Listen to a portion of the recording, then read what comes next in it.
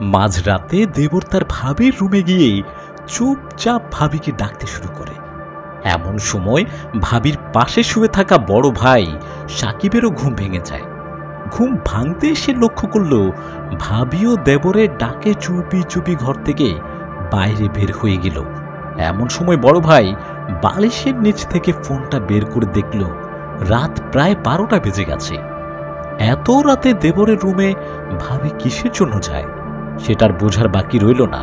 শেষমেশ বিছানায় আর না শুয়ে থেকে রাজীব তখন তার ছোট ভাইয়ের রুমের দিকে এগিয়ে যেতেই লক্ষ্য করল ঘরের দরজাটাও ভেতর থেকে বন্ধ করে দেওয়া। রাজীব কান লাগিয়ে দিয়ে শোনার চেষ্টা করলেও কোনো লাভ হচ্ছে না, ভিতরে কোনো সাড়া শব্দ নেই। রাজীব তখন খানিকটা দুশ্চিন্তায় পড়ে যায়। ভাবি আর দেবরের মাঝে কোনো অকর্ম হচ্ছে না তো? সে কি এখন দরজায় নক করবে না কি করবে সে বুঝতে পারছে না। সাকিবের এমন চিন্তা ভাবনার কোনো যেন শেষই নেই। প্রায় 20 মিনিট বারান্দায় দাঁড়িয়ে থাকার পর বিরক্ত হয়ে সেই ঘরের দরজা নক করতে যাবে, এমন সময় তার ছোট ভাই নিজে থেকেই ঘরের দরজাটি খুলে দিতেই তার ভাবি পাশে এসে দাঁড়ায়। সাকিবের কাছে দুজনকে এভাবে ধরা খেতে হবে তা তারা কখনো বুঝতেও পারেনি।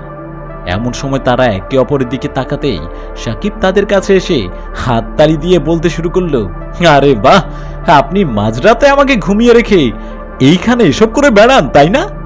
আর রাজীব, তোকে আমি এতদিন ছোট ভাইয়ের মতোই ভালোবেসে গেছি, আর আজকে তুই নাকি এমন কাজ করতে পারলি?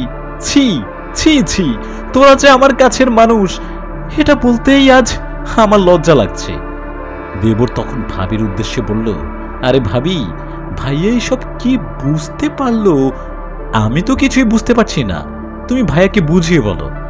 ভাবি তখন সাকিবের কাছে গিয়ে দাঁড়াতেই ঘরে যেতে চাইল, কিন্তু ভাবিরকে কিছুতেই যেতে না দিয়ে আটকিয়ে বলল, এমন অভিমান পরে করো, আগে তো আমার কথাটি শোনো। আমি জানি তোমাকে এত রাতে এইভাবে না বলে আমার দেবরের রুমে চলে আসা একদমই ঠিক হয়নি, তবে বিশ্বাস করো তুমি যা ভাবছো তা কিন্তু একদমই সত্য নয়। সত্যি না মানে রাত 12টা বাজে, তুমি আমার ভাইয়ের সাথে একই রুমে 20 মিনিট সময় কাটিয়ে বলছো যা ভাবছি তা সত্য নয়। তোমরা আসলেই কেমন তা আজ আমার বোঝার আর বাকি নেই। সত্যি আজ বুঝতে পারলাম আমার জীবনে দুটোই ভুল ছিল, তোমার মতো পরকীয়া শক্ত নারীকে বিয়ে করা, আর তোকে ছোট ভাই বলে মাথায় তুলে রাখা।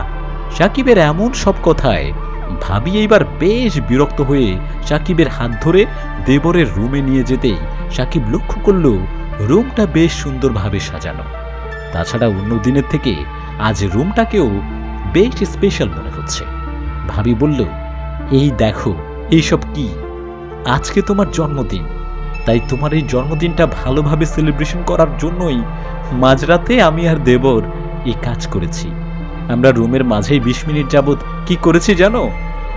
এই সব সাজিয়েছি আমরা, আর এখন তোমাকে সারপ্রাইজ দেওয়ার জন্য ঘর থেকে বাইরে বের হতে যাচ্ছিলাম। শোনো, তোমাকে একটা কথা বলি, আর যাই হোক তোমার ভাইয়ের সাথে আমার সম্পর্কটাকে খারাপ চোখে দেখো না, কেননা তোমার ভাইয়ের সাথে আমার সম্পর্ক নিজের সন্তানের মতো। সাকিব এইবার বুঝতে পেরে ছোট ভাই আর তার বউয়ের কাছে বারবার লজ্জিত হয়েই যাচ্ছিল। মূলত সন্দেহ এমন একটা বদভ্যাস যা আমাদের জীবন থেকে কেড়ে নেয় হাজারো ভালোবাসা আর আবেগ। তাই আসুন এই বদভ্যাস ত্যাগ করে সুন্দর জীবন তৈরি করুন। ধন্যবাদ।